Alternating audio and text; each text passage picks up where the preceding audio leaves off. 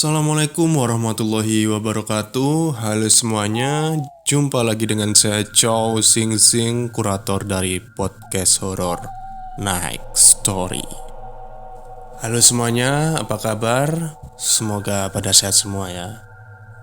Seperti biasanya, pada malam hari ini saya kembali akan membacakan sebuah kisah misteri. Dan kisah misteri kali ini kiriman dari Mas Elian Kidam. Dia menceritakan tentang pengalamannya saat bertemu dengan makhluk gaib. Seperti apa kisahnya? Mari kita simak. Selamat malam pendengar setia podcast Horror Night Story dan Mas Chow Sing Sing. Tetap semangat dan sukses selalu untuk channelnya. Amin. Cerita ini terjadi di tahun 2013. Aku mencoba kembali membuka pengalaman mengerikan ini setelah lama terkubur rapat-rapat, lebih dari 5 tahun setelah kejadian. Saat itu, aku dan Hadi tengah liburan di Majalengka. Di sana kami berdua sudah ditunggu Romi dan Alif, yang memang asli orang Majalengka. Dengan menggunakan satu motor, kami berdua langsung berangkat menuju daerah K di Majalengka. Yang pada saat itu, aku masih ingat betul, jam masih menunjukkan 9 pagi. Perjalanan kami pun lancar-lancar saja. Tidak ada satupun halangan. Tibalah kami di Majalengka sekitar jam setengah 1 siang. Kami langsung menuju rumah Alif karena teman-teman yang lain sudah berkumpul di sana. Rumah Alif memang berada sedikit di pelosok. Aku dan Hadi harus melewati jalan-jalan desa, kebun jagung, dan areal persawahan yang cukup luas. Singkat cerita, kami sampai di rumah Alif. Kami bertemu teman-teman kami yang menyambut dengan hangat. Mereka adalah Alif dan Romi yang asli Majalengka, Ginanjar dan Andri asli Karawang. Seharian itu kami habiskan waktu untuk mengobrol sambil beristirahat menghilangkan lelah. Keluarga Alif pun cukup ramah. Mereka mengajak kami semua makan. Rumah Alif ini model bangunan-bangunan tua zaman dulu, dikelilingi oleh pohon-pohon jambu yang berjejer sangat rapi. Ada gang kecil di samping rumahnya. Rumahnya tidak tingkat, tapi lumayan luas ke belakang. Kami masuk ke ruang tamu. Dari sana langsung terlihat ruang keluarga dan 2 kamar tidur. Bagian dapur hanya terlihat setengah jika dari arah ruang tamu. Tak terasa waktu berlalu dan tibalah saat malam. Waktu itu jam 7 malam. Alif mengajak kami jalan-jalan keliling kota Majalengka. Menggunakan 3 motor, kami menyusuri setiap jalanan di kota Majalengka. Sampai ketika itu kami masuk di sebuah jalan bebatuan yang sekelilingnya hanya ada pohon-pohon besar. Kemudian tidak jauh di ujung jalan itu, kira-kira 500 meter, ada sebuah gapura yang tulisannya sudah tidak jelas itu tulisan apa. Perasaanku dan Hadi mulai gak enak. Agak heran dengan maksud Alif mengajak kami ke tempat ini. Sepi dan gelap. Satu-satunya penerangan hanya dari motor kami. Tak lama Alif dan Romi, yang satu motor, kemudian menantang uji nyali di tempat itu. Aku dan Hadi pun saling bertatapan heran. Ngapain si Alif dan Romi ngadain acara uji nyali segala? Ternyata yang heran pun bukan hanya kami. 2 teman kami, Ginanjar dan Andri, pun cukup bingung. Rencana mau jalan-jalan, tapi kok dibawa ke tempat beginian. Temanku yang lain pun meminta Alif dan Romi membawa kami ke tempat yang ramai, biar bisa santai-santai. Tapi Romi malah kemudian menyuruh kami untuk masuk ke jalan yang ada di gapuranya dulu. Baru setelah itu lanjut jalan-jalan lagi, katanya. Sebagian temanku kurang setuju dengan rencana Romi. Selain tempatnya gelap tanpa pencahayaan, kami pun gak tahu di sana ada apa. Terlalu beresiko melakukan uji nyali di tempat seperti itu.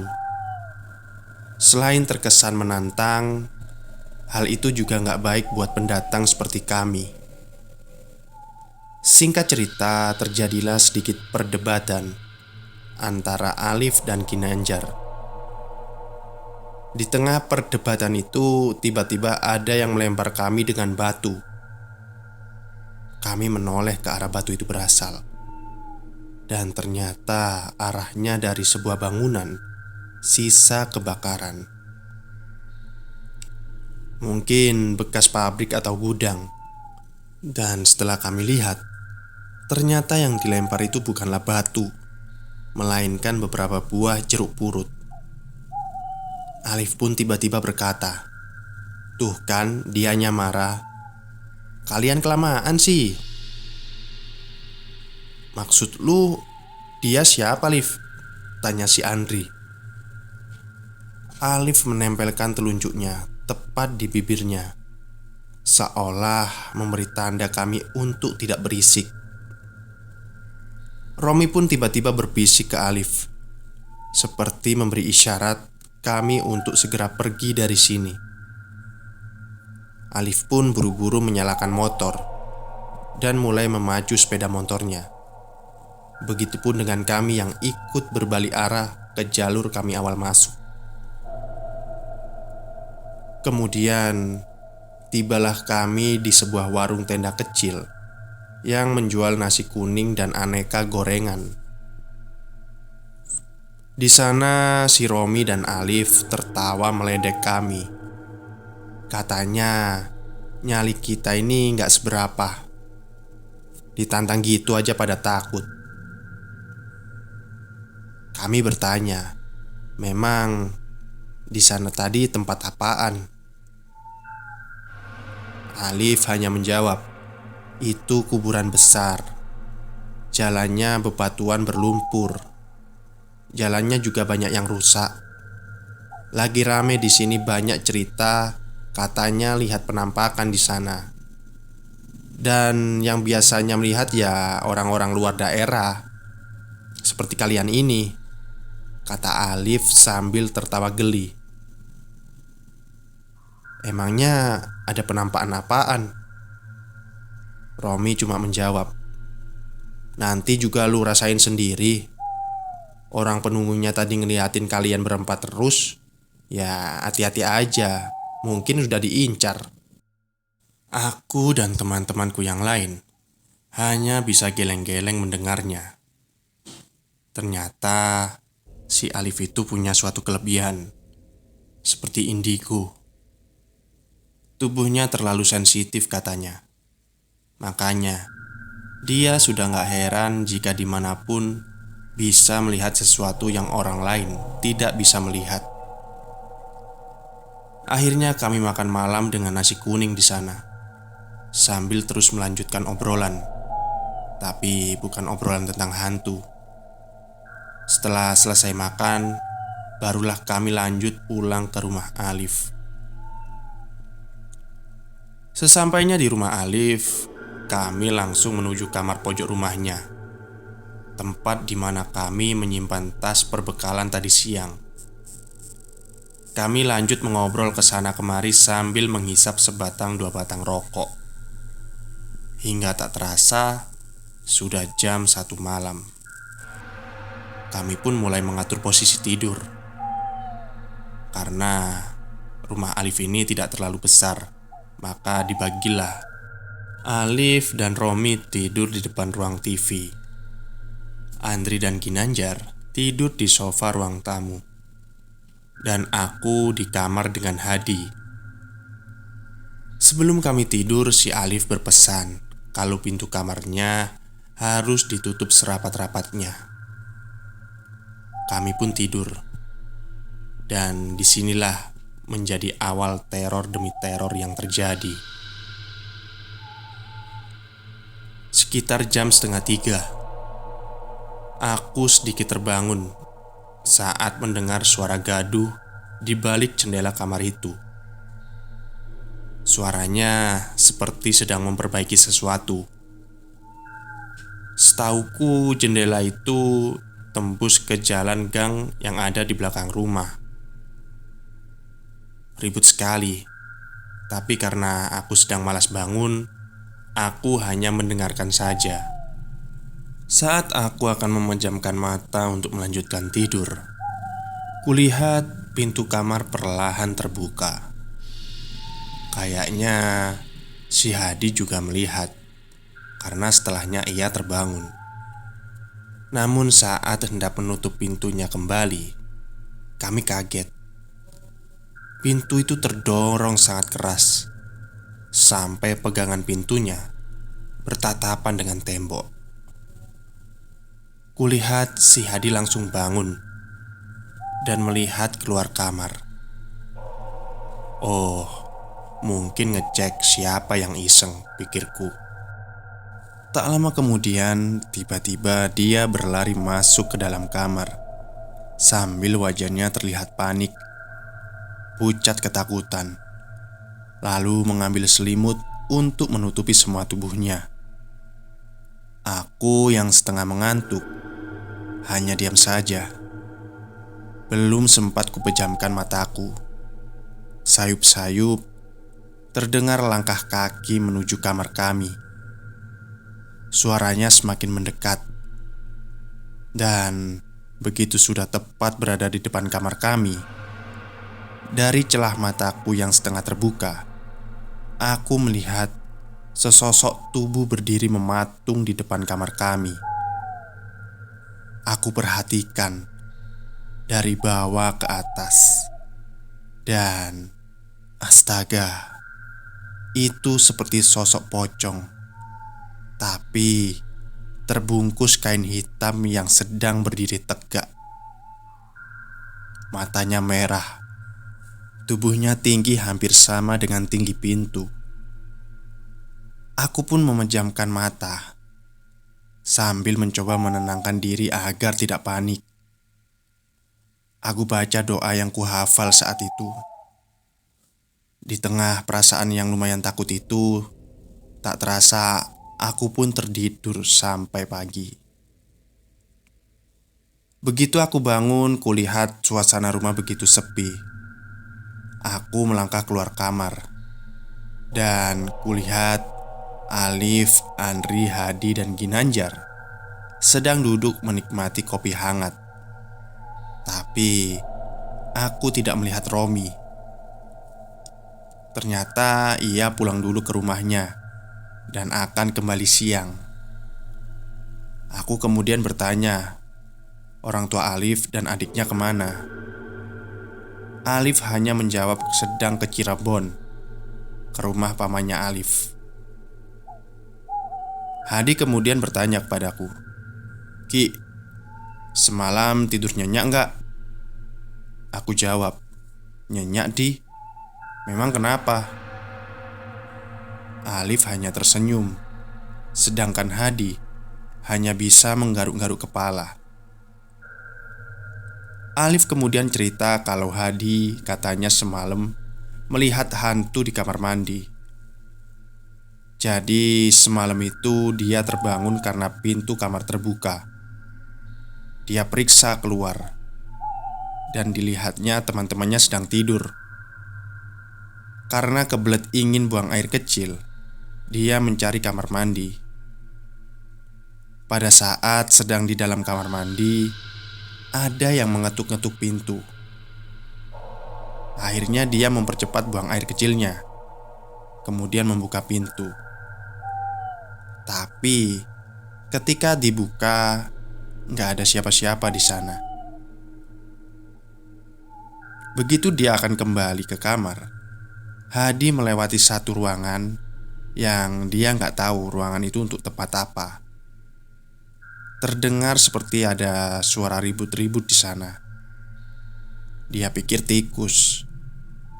Saat coba iseng mengintip, Hadi kaget bercampur panik karena dia melihat ada 3 sosok hitam besar tengah berdiri menatap dia. Sosok itu seperti mau mengejarnya. Makanya dia lari ketakutan lalu masuk ke dalam selimut.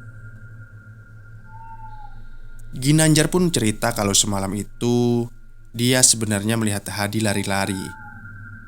Tapi karena badannya tidak bisa digerakkan, dia hanya diam saja. Ya, dia merasa seperti ketindihan gitu. Siang harinya Romi datang. Kami pun semua lanjut touring ke arah Kuningan Linggarjati dan lanjut ke Cirebon. Sampai ke Majalengka lagi kami sekitar jam 8 malam. Saat kembali kondisi rumah Alif sedang gelap karena keluarganya menginap di Cirebon dan tidak pulang malam itu. Kami masuk ke rumah dan lanjut makan malam dengan menu nasi goreng yang kami beli tadi di perjalanan. Baru sesuap nasi goreng kami makan, tiba-tiba Ginanjar melihat kain gorden jendela samping rumah Alif bergeser sendiri. Coba dia perhatikan pelan-pelan. Memang benar, gorden itu bergerak-gerak. Ginanjar lalu menepuk tangan Andri yang di sebelahnya. "Bro, lihat tuh, lihat. Geser sendiri kain gordennya." Andri yang melihat itu cuma merespon, "Mana? Orang tadi memang posisinya segitu kok." "Asli bro, itu gerak sendiri. Masa gue bohong? Ya elah," jawab Ginanjar dengan nada serius. Tiba-tiba Alif berkata kepada kami, "Ada yang naik ke atas jendela, tapi kuku kakinya kesangkut di kain gorden." Hadi yang ada di sebelah Alif pun nyeletuk, "Ah, yang bener Liv. Jangan nakut-nakutin gitu dong. Lagi makan nih, nanti gak nafsu." Di saat kami semua sedang fokus memperhatikan jendela itu, tiba-tiba si Romi ambruk di depan meja. Dia muntah-muntah. Kami semua kaget dan bertanya-tanya kenapa sampai Romi bisa begitu. Ditambah badannya mendadak panas. Belum sempat kami selesai urus Romi, tiba-tiba kami dikejutkan dengan datangnya suara dari arah dapur. Seperti ada karung beras berisi benda berat yang jatuh.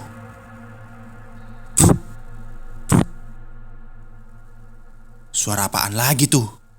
tanya Hadi. "Gak tahu, tapi kayaknya dari belakang," jawab Andri.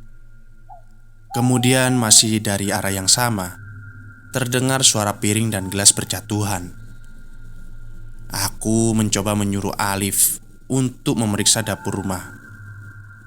"Liv, coba lihat ada apa di belakang. Kok bisa kayak gitu?" Alif pun berjalan ke arah dapur, memeriksa, diikuti Hadi yang juga akan ke dapur mengambil air minum untuk Romi. Tidak lama kemudian, Alif dan Hadi berteriak sambil berlari ketakutan ke arah ruang tamu tempat kami berkumpul. Aku, Andri, dan Ginanjar ikut panik karena mendengar jeritan teriakan mereka. Ternyata ada 3 sosok pocong hitam sedang mematung di sana. Ketiga sosok itu tiba-tiba muncul dari balik tembok ruang tamu. Seketika itu, kami semua berhamburan keluar karena ketakutan. Kejadian heboh ini membuat tetangga-tetangga ramai mendatangi kami Di antara salah satu tetangga itu ada yang mengerti hal seperti ini. Katanya, ini akibat dari ulah kami yang sompral dan seperti menantang. Ditambah, memang di rumahnya Alif ada penunggunya. Mereka merasa terusik dengan keramaian kami. Setelah kejadian itu, beberapa minggu kemudian Alif jatuh sakit. Sakitnya lumayan lama. Aku, Hadi, Andri, dan Ginanjar mencoba bertanya ke Romi mengenai sakitnya Alif. Tapi Romi selalu menghindar. Bahkan hubungan kami sekarang agak longgar. Terakhir berkomunikasi di tahun 2015. Alif masih sakit dan badannya menjadi sangat kurus. Padahal dulu Alif termasuk yang agak gemuk. Rumah Alif pun katanya juga sudah dijual, walaupun belum ada yang beli. Setiap kami berencana ke Majalengka pun selalu saja ada halangan. Bahkan sekarang Romi pun sudah pindah ke Bekasi. Sejak kejadian itu banyak misteri yang belum terjawab. Termasuk kondisi Alif sekarang bagaimana. Tapi yang pasti, sebelum Alif sakit, Romi katanya sempat dipanggil ibunya Alif untuk datang ke rumahnya. Ibunya Alif menemukan sobekan kertas kecil di celana Alif. Ada gambar angka 8 memakai tinta hitam. Namun setelah diperhatikan baik-baik, itu bukan angka 8, melainkan ilustrasi gambar pocong hitam yang kalau sepintas memang seperti angka 8. Baik, terima kasih kepada Mas Elian Kidam yang sudah mengirimkan kisah misterinya kepada kami. Dan semoga hubungan antara Anda dan sahabat Anda bisa lekas membaik ya. Mungkin itu saja yang bisa saya ceritakan malam ini. Semoga Anda semua terhibur. Selamat malam dan selamat beristirahat.